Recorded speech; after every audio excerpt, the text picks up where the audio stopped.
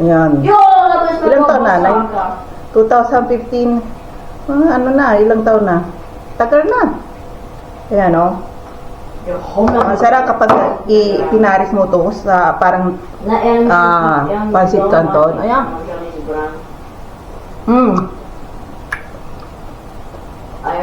Yung pickled cucumber ng lola niya, matamis-tamis. Harap.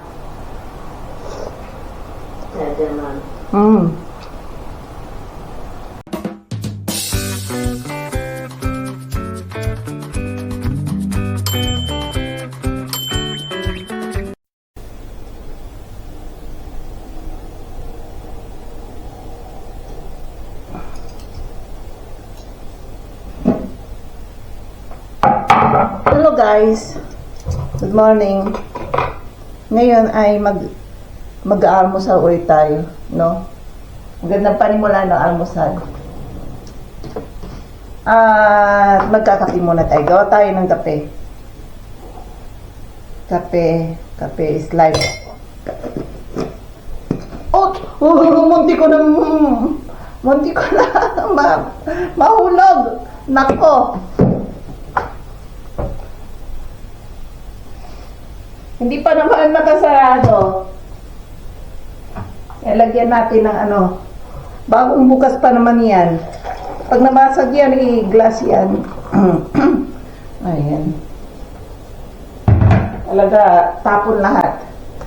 Ang init na. Ubos na ang gatas namin sa bahay.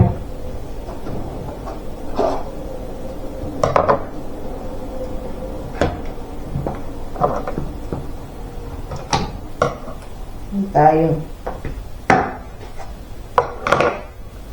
Yan, magkape tayo.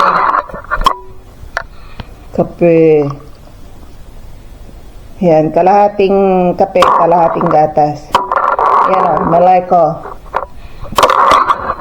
Ganda pa pronunciation, no? Kunin natin yung ano. Ba yun? Honey. Honey.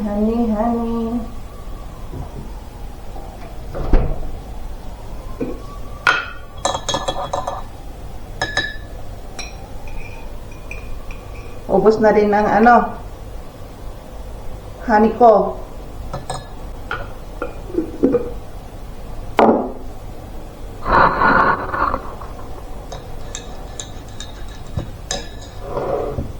Naku, laki-laki naman ang tinapay na to.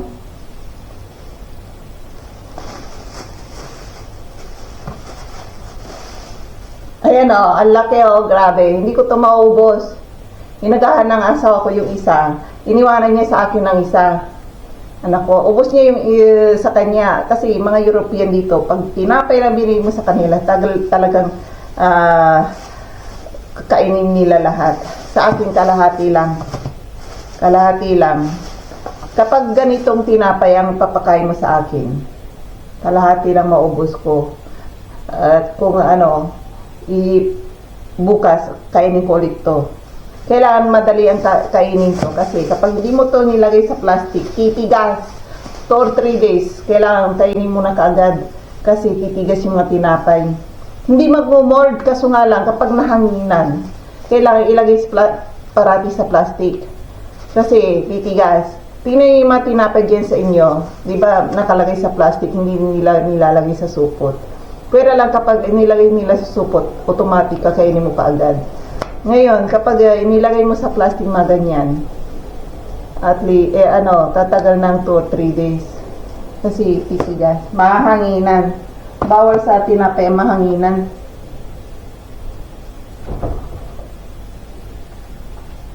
Yan. Ipapalaman ko, hindi butter ngayon, margarine. Masarap sa margarine to. Kasi itong tinapay na to, ito, matamis to.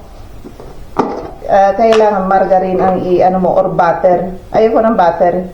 Ngayon, itry ko yung pubos na nilalay ko sa sa fried rice.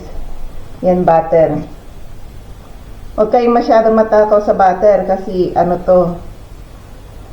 malakas kapag may sakit kayo sa puso, bawal mga ito. May halong oil. Yan, natin cameraman, camerawoman. Yan. Ay, okay. Ang laki ng tinapay ko. Oh.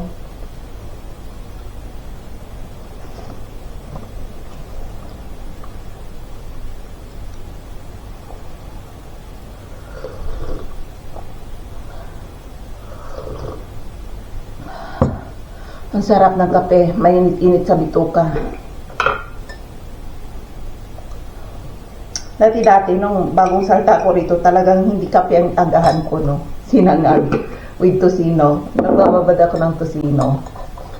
Ayan, or gumagawa ko ng sarili kong longganisa. Yun ang agahan ko. With pinipirito ko sa, sinasangag ko sa bawang. Yung sinangag ko. Sabi ng asawa ko, sarap niya na umaga. Kaso nga lang nagkakape siya. Tapos, agahan ko, sinangag with kape, masarap na ano. Ngayon, hindi na. Habang tumatagal ka, rito, masasanay ka sa tinapay, at saka kape. Tatamarin ka na sa umaga eh. Laki-laki ng tinapay oh. May na tayo magkwentuhan. Hello guys, nandito tayo at tayo ay magte-testing ng bagong ano ba yun? Mag-spaghetti tayo, hindi testing. At bagong ingredients.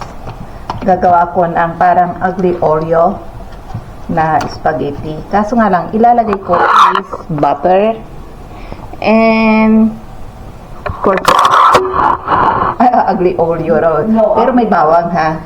Pero gusto kong lagyan ng ang ilalagay sa ugly Oreo lang is bawang at saka kamatis. Wala akong kamatis. Ang ilalagay ko lang, igisa ko lang sa pork chop.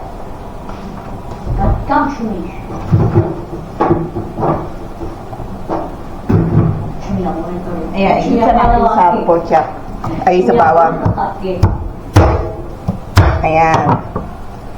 Huwag nyo igisa sa margarine, pangit ang lasa pag ginisa nyo sa margarine. No, kasi kapag yung nilagay nyo sa kuwari yung ano pa yan,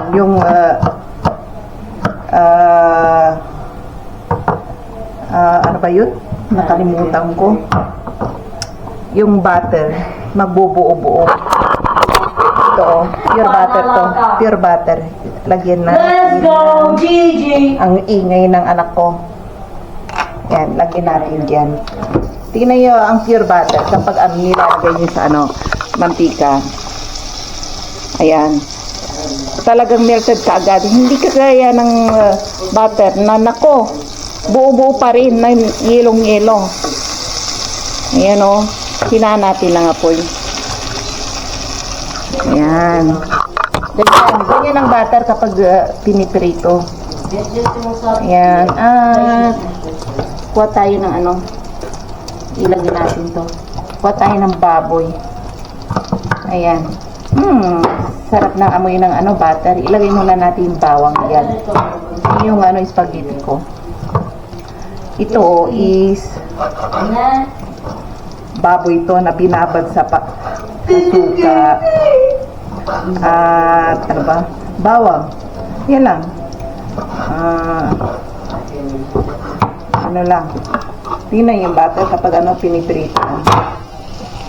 Talagang yan ang pure butter. Tignan nyo, ikumpara ninyo sa sarili ninyo yung gamitin nyo is margarine at saka butter.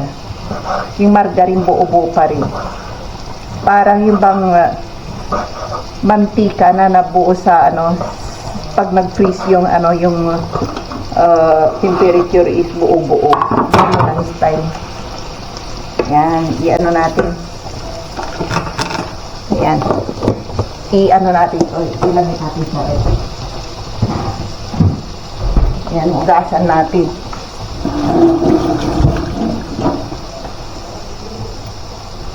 Kasawa na kasi ako sa carbonara.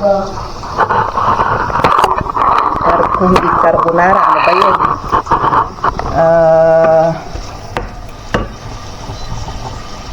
With ketchup na may ganun lang. Nakakasawa rin.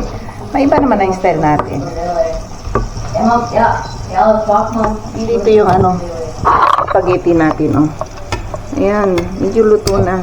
Huwag masyadong overcook yung spaghetti niyo pag nagluluto kayo.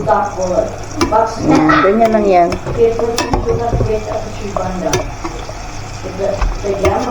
Yan lang yan. Hinaan ko ang apoy. Maluluto yan sa sariling tubig niya. Ayan, ganito.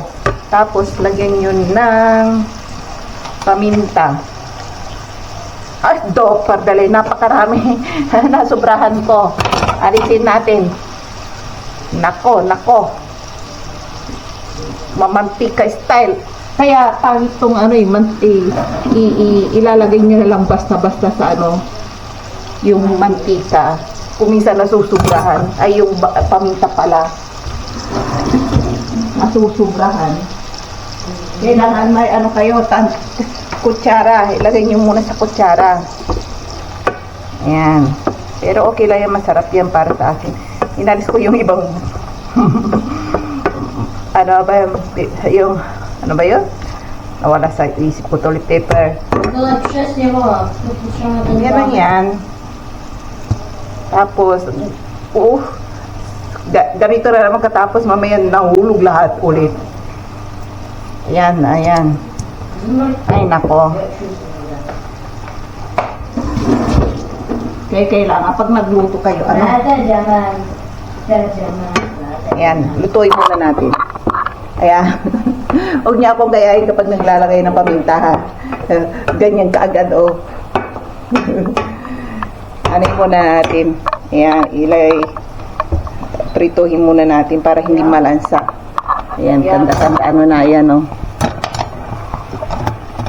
Ayan, lutuin ko muna to yung spaghetti kung matigas pa, eh. Ayan. Ayan. Bubuksan ko tong ano, itong pickle na ano, year 2015 pa, ha. Galing sa grandma niya. Pinikag niya. Ayan, 2015. Tikman natin. Bubuksan natin. Antik ng lola niya to, eh. Sabi ng asawa ko, yung mga ganyan. Ano, pwedeng kainin. Ayan, buksan natin. Ang hirap. Ayan natin, oh. Kasi galing to sa ano, eh. Sa lola niya. Kinuha namin doon. Ang dami nilang ano, pickle. Hindi ko alam kung paano pagbukas. Naiwanan na ng ano, panahon yan. Ano ang pambukas dyan? I'm hungry. Yan, cooking. Wait. Yan, buksan natin. Ganito.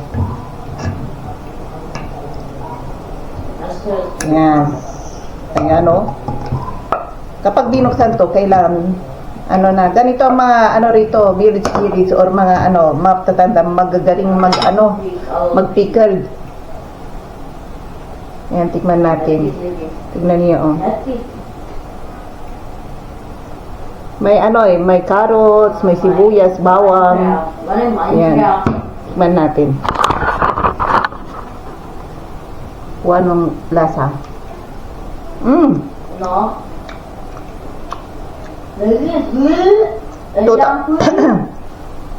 2015 pa to, ha. Hindi pa sira. Harap. Matamis-tamis na maasim-asim. Hindi ka pwede. Sarap.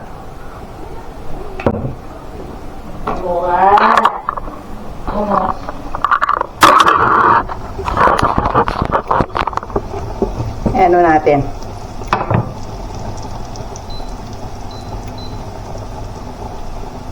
Ilagay na natin to. Itong ano, pansit.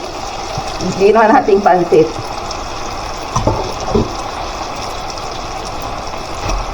Dahil parang ano, nagugutom yung anak ko raw, eh.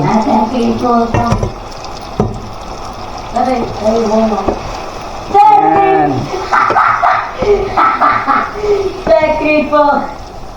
Lagyan pa natin to. Parang kulang yung oil niya.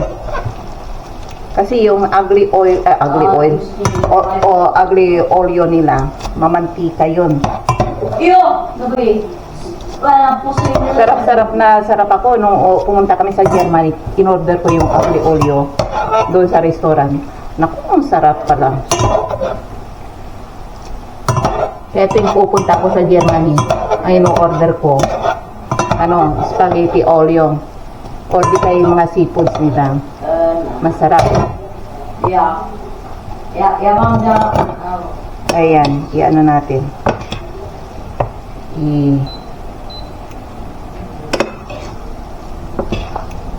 Kailangan nito is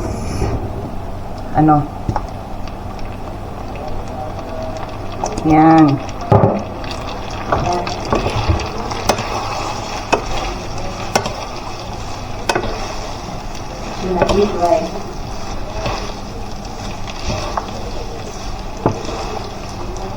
Masarap.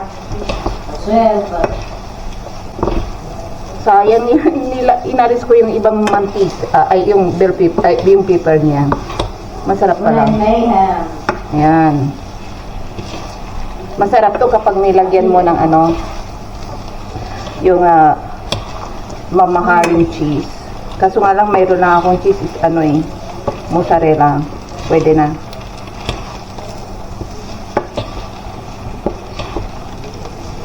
Yan, tikman natin. Ano'y natin. Lagyan tayo, ma'am. What?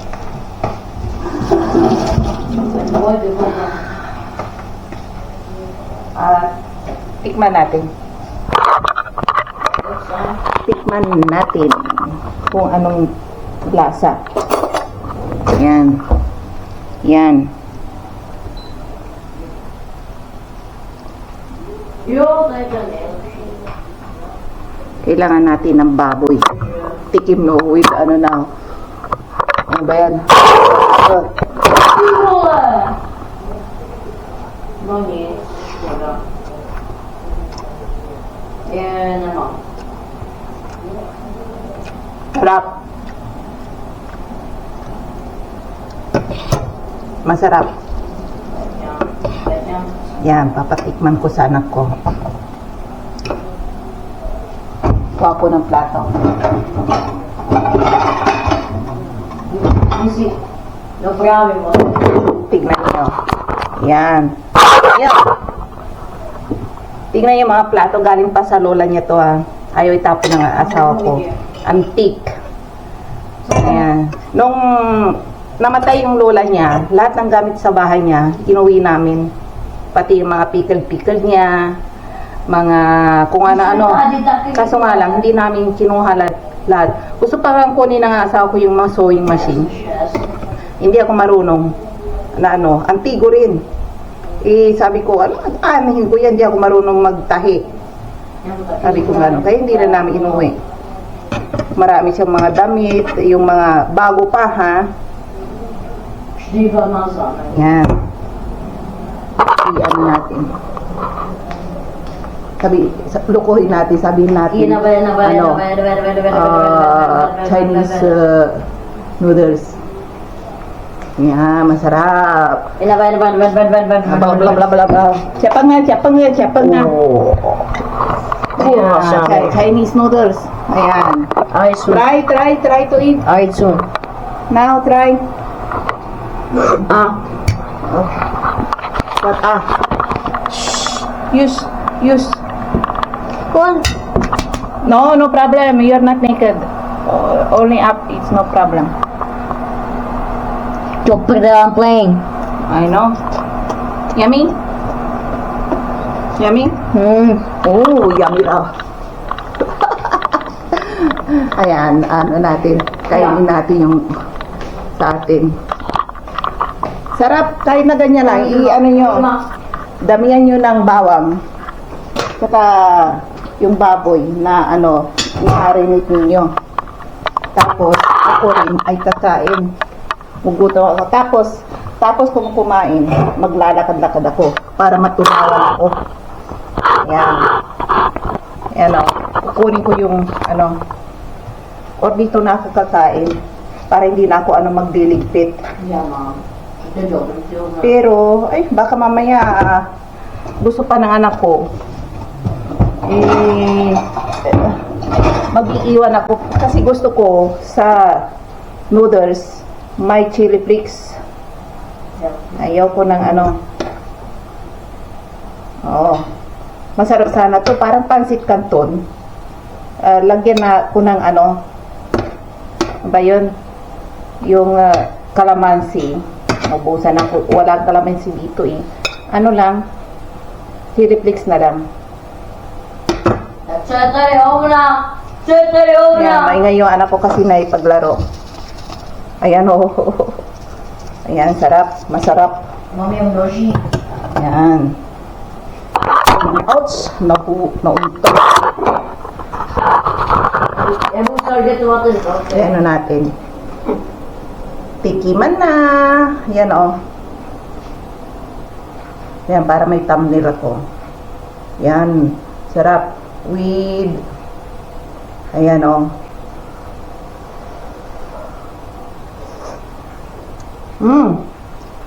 Sarap. Sorry. Kuha tayo ng isang pickle. Oh. Sa kalumuan na ng pickle. May ano na pinaglumuan na ng panahon. jelly sauce in that? Pero okay lang yan dito. Normal lang. Kinakain pa rin. Ayan. Ilang taon na, Nay? 2015. Ano na, ilang taon na? Tagal na. Ayan o. Masarap kapag pinaris mo to sa parang pansit canton. Ayan.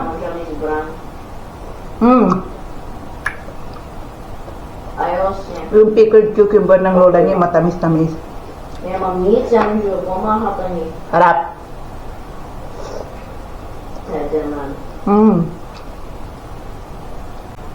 Ganito ang gawin niya pag nagluto kayo ng ano.